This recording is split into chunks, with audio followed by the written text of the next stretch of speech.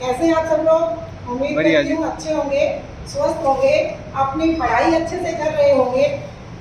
तो देखिए कि आज का हमारा जो विषय होगा वो होगा हिंदी भाषा और हिंदी भाषा से संबंधित अनुच्छेद, आर्टिकल्स जो हिंदी भाषा से संबंधित है।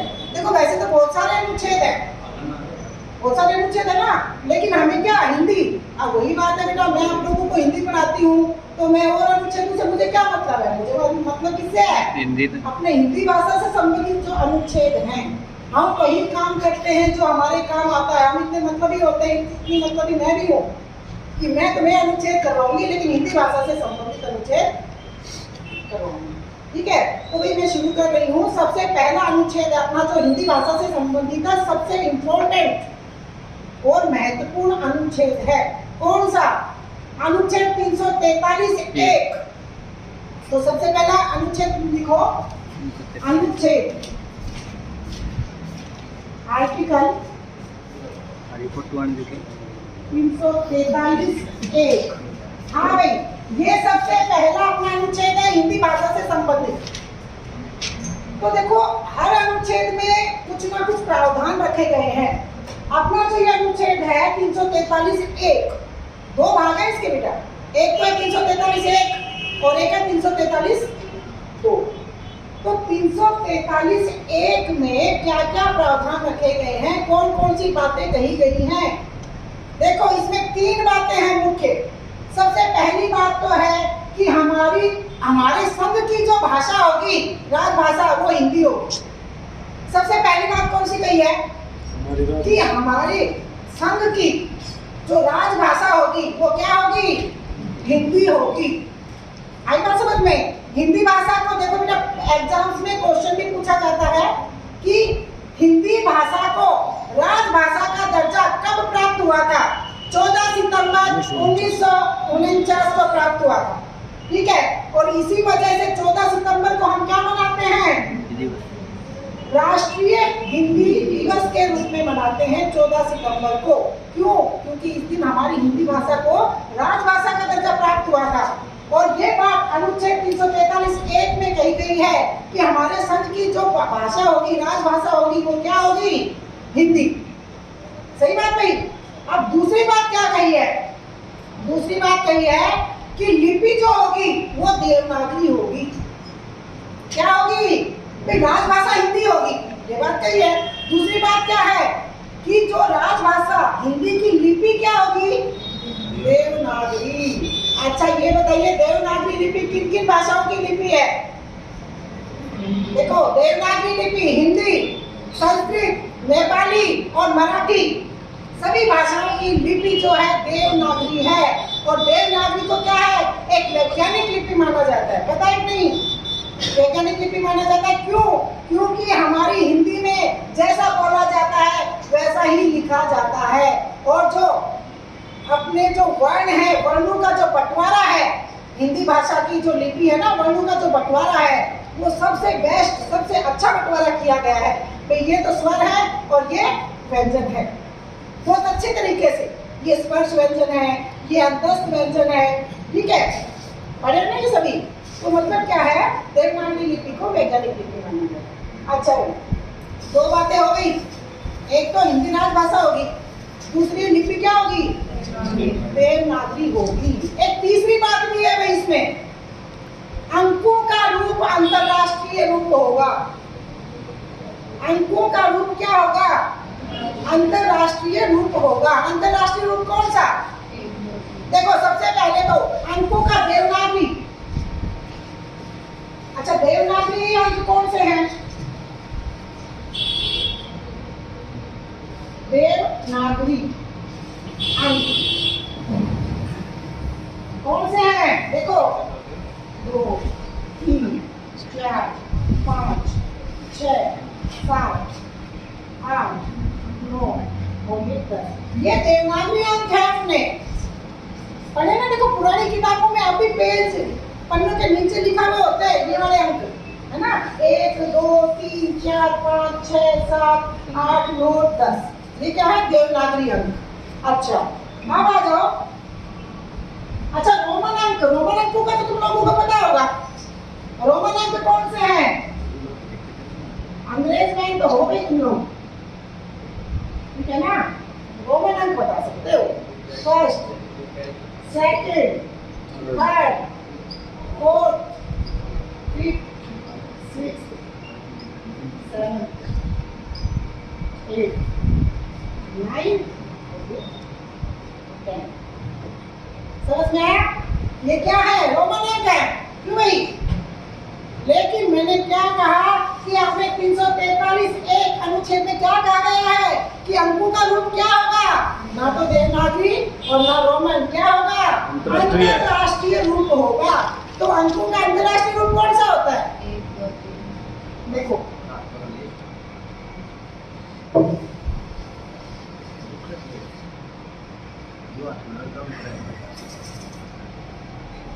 अंतरराष्ट्रीय अंक कौन से हैं? अंतरराष्ट्रीय अंक 1 2 3, 1 2 3, 1 2 3 4 5 6 7 8 9। ये अपने क्या है? अंतरराष्ट्रीय अंक। अंकों का क्या है? अंतरराष्ट्रीय रूप है। समझ में आया भाई? तो देखो, अनुच्छेद 343(1) इसमें कितनी 3 बातें कही। कौन सी 3 बातें बताएगा कोई? नंबर 1 नहीं, कोई बताती हूँ। नंबर 1, संघ की भाषा राजभाषा क्या होगी? हिंदी। पहली बात तो ये कही है। दूसरी बात क्या कही है? कि लिपि देवनागरी होगी। समझ गए? और तीसरी बात क्या कही है? कि अंकों का रूप क्या होगा? अंतरराष्ट्रीय रूप होगा। समझ में आई ये बातें? चलो नेक्स्ट अनुच्छेद पे। तो अनुच्छेद पे चलते हैं 343(2) पर। उसमें क्या कहा गया है? क्या प्रावधान है? देखो,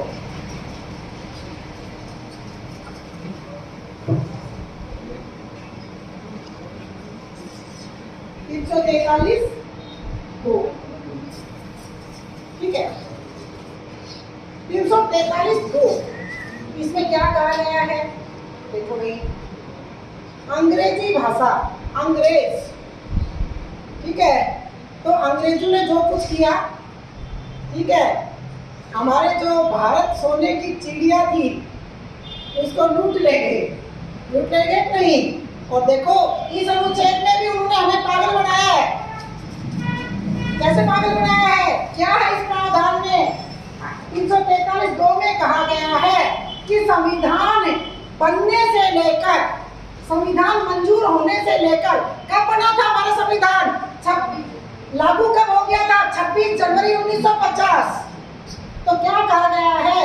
संविधान के लागू होने से लेकर 15 वर्षों की अवधि तक, मतलब 1965 तक अंग्रेजी भाषा का प्रयोग होता रहेगा। उसके बाद में नहीं करेंगे, लेकिन वो प्रयोग अब तक होता रहे।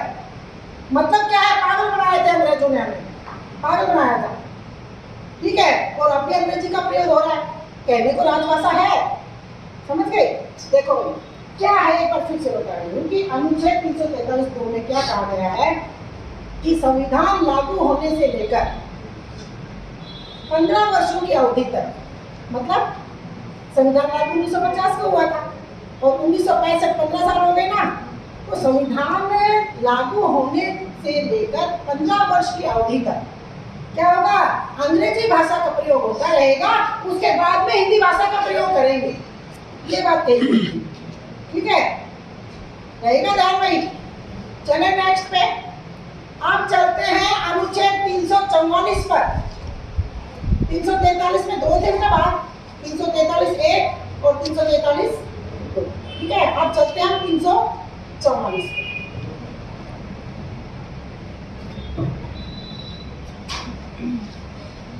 अनुच्छेद 344 इसमें क्या कहा गया है हिंदी के बारे में? ये अपनी हिंदी भाषा से संबंधित अनुच्छेद है। क्या कहा इसमें? देखो, इसमें यह कहा गया है कि हिंदी भाषा अर्थात राजभाषा से संबंधित एक आयोग, भाषा आयोग का निर्माण किया जाना चाहिए। क्या कहा गया है इसमें? कि हिंदी राजभाषा से संबंधित एक भाषा आयोग बनना चाहिए और संसद की एक समिति बननी चाहिए।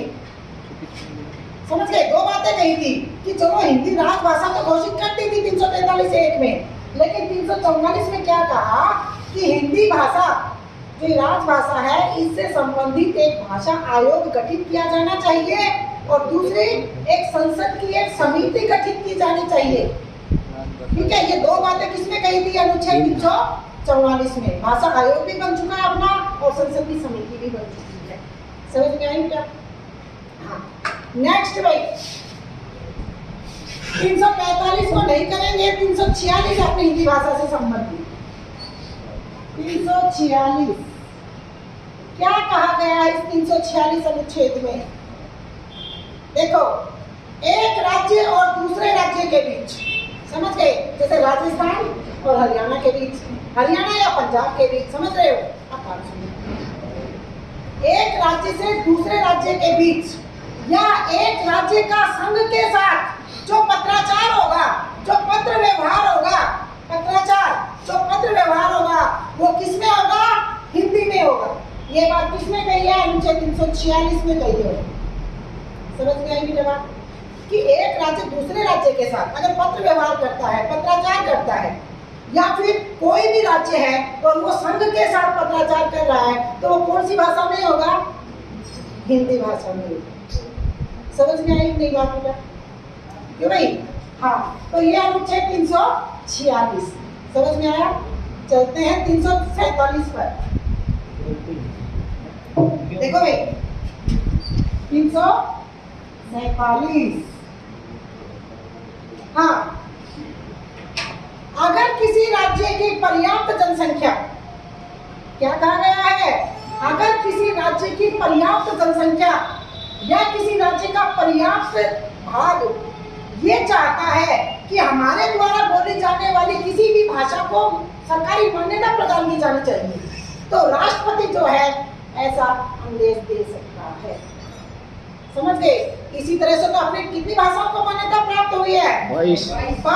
पहले 14 थी, फिर 18 हुई, ठीक है, फिर 22 भाषाओं को मान्यता प्राप्त है।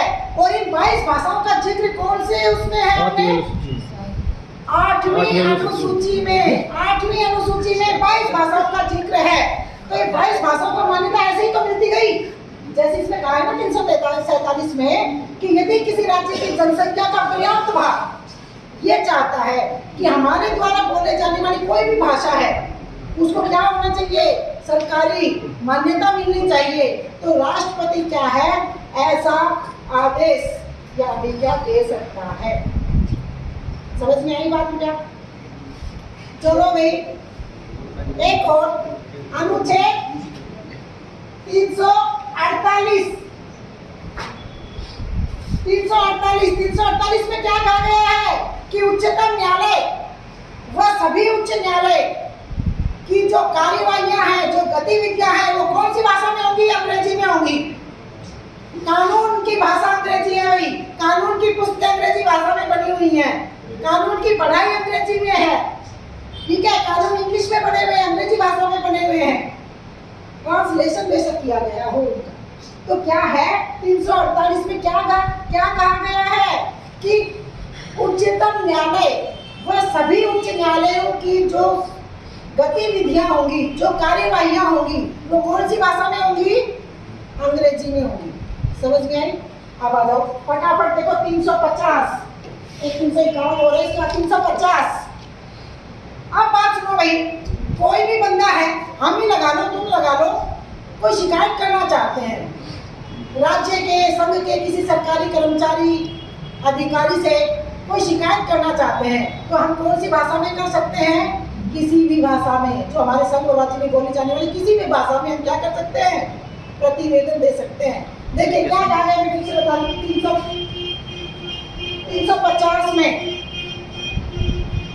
यदि कोई व्यक्ति संघ या राज्य के किसी भी सरकारी कर्मचारी, पदाधिकारी को अपनी किसी शिकायत का निवारण चाहता है उस अधिकारी से, तो वो अपनी शिकायत का निवारण हेतु किस भाषा का प्रयोग कर सकता है? संघ या राज्य में बोली जाने वाली किसी भी भाषा में वो क्या कर सकता है? प्रतिवेदन दे सकता है। अपनी शिकायत का निपटारा करने के लिए वो किसी भी भाषा में प्रतिवेदन दे सकता है। समझ में आई बात? लास्ट है अपना 351, जो सबसे इंपॉर्टेंट भी है। 343 और 351 351 दोनों इंपॉर्टेंट है, कई बार एग्जाम्स में पूछे भी गए हैं। 351 में हिंदी भाषा से संबंधित क्या प्रावधान रखा गया है कि संघ हिंदी भाषा का प्रचार और प्रसार करे, ये बात कही गई है। पीछे एग्जाम्स में क्वेश्चन भी पूछा गया था एक बार कि अनुच्छेद 351 में क्या कहा गया है, तो अनुच्छेद 351 में हिंदी भाषा के प्रचार व प्रसार की बात कही गई है कि हिंदी भाषा का क्या करो, विकास करो। समझ गए? तो अनुच्छेद 351 में क्या कहा है कि हिंदी भाषा का जितना हो सके उतना प्रचार व प्रसार। समझ में आई भाई? समझ में आए सारे आर्टिकल 343 से लेकर 351? ठीक है, तो देखो आज के लिए इतना ही।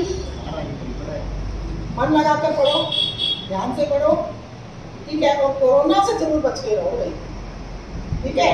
हाँ, धन्यवाद।